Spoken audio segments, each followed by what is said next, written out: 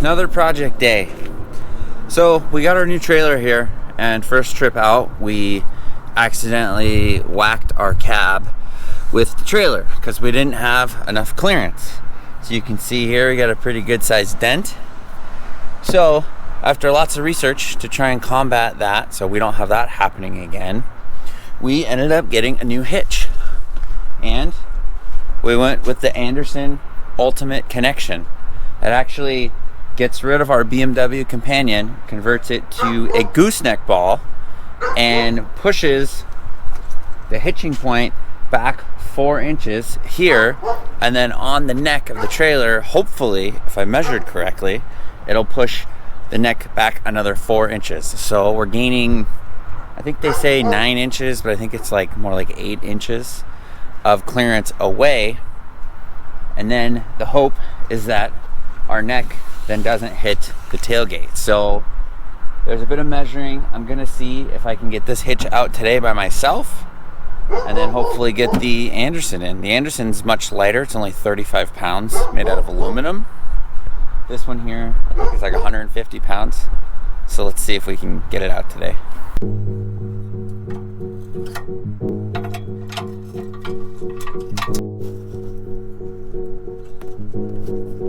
Alright, so this hitch is so dang heavy that they actually have it so it breaks down into 2 parts.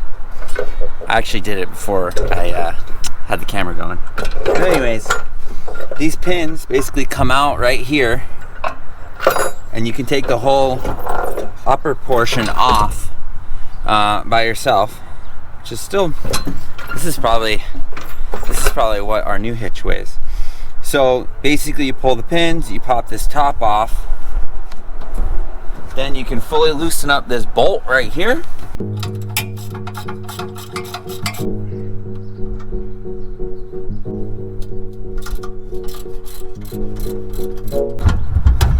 Oh, it's so heavy. Cool. Very interesting how this is made here.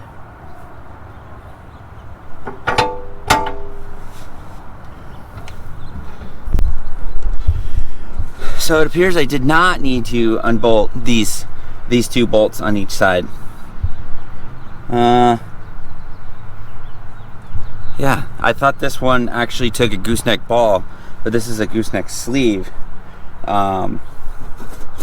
So yeah, I have the ball, now that I think about it, in the cab of my truck. So this hitch is extremely heavy. To be honest, I dragged it from here to there. I'm kind of nervous that I don't know if I could take it off the truck by myself.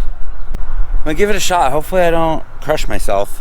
But if I do crush myself, it'll be on camera. That'll be cool. Here we go. Let's see what happens here. Holy moly! What? Nailed it. Got the old B&W Companion out. Now I gotta locate my gooseneck ball, put that bad boy in, and then we'll get the Andersen, which weighs, I don't know. The Andersen weighs 35 pounds. In comparison to that, that's probably, it's got to be close to 200. I'm guessing. I can look it up online, but the Andersen should be nice if it works for our application, hopefully. So I called Andersen Hitches, and they told me that this BMW ball is great and it should work fine. Like I said, I don't know too much about this hitch stuff. I talked to the guy for a while. He said the ball is great. It's a great under the bed kit, and now I just gotta put this ball in, engage the lever, and then yeah, let's break the other one out of the box in a second here.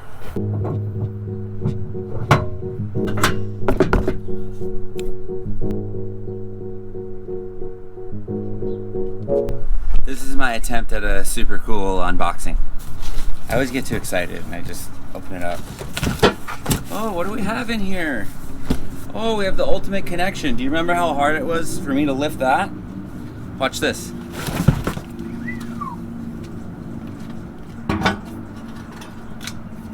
Alright, we got the Ultimate Connection with the new coupler. A couple warning signs and whatnot. We have an instruction manual.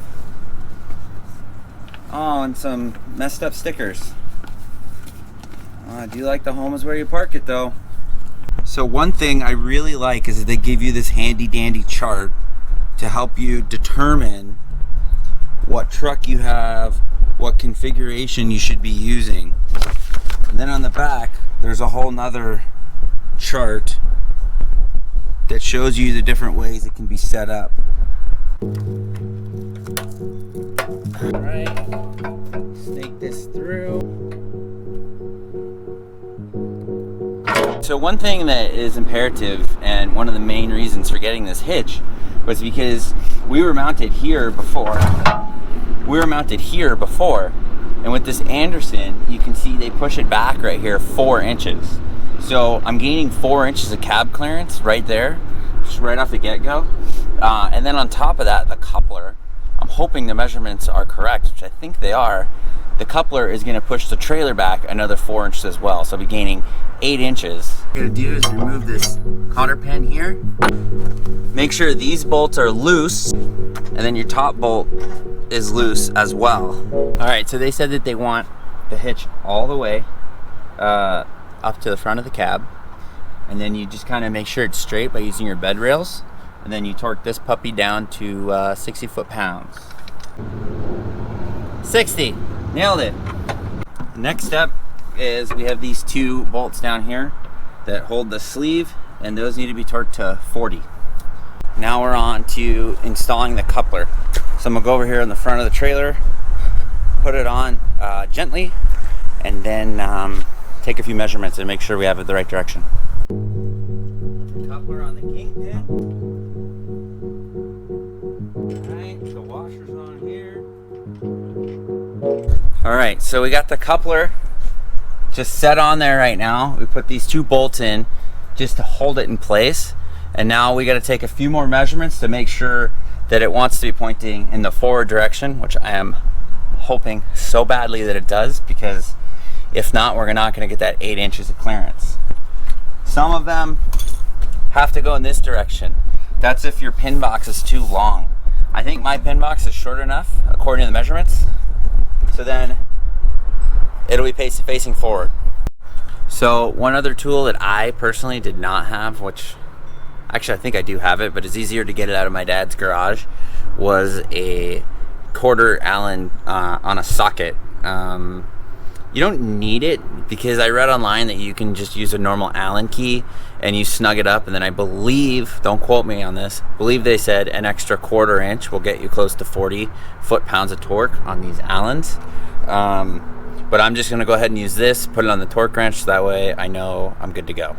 All right, so the last thing we gotta do is we gotta tighten down these 2 bolts here that hold the coupler on.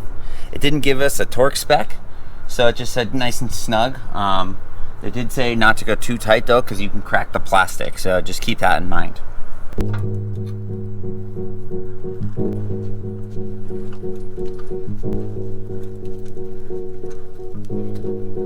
So the final step is to, let me get in the light here.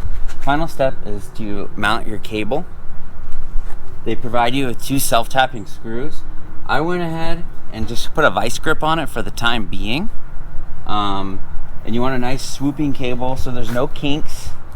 But the reason I did a vice grip is because I saw a lot of guys said that they mounted in one spot and then they swapped it to another spot. So I think this is a good way to, pull the truck in, put it on, make sure everything is good, and make sure I'm happy with it.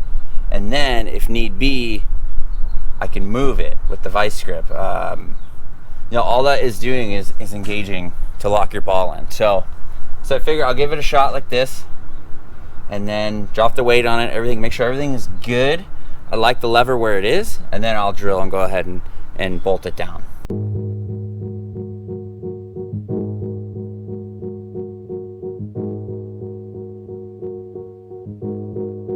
Now we have my lovely wife here to help me maneuver and back up. Hey. And she's also going to keep an eye on the clearance with the hitch all inside of the bed. And hopefully we don't damage anything right now. Let's do it.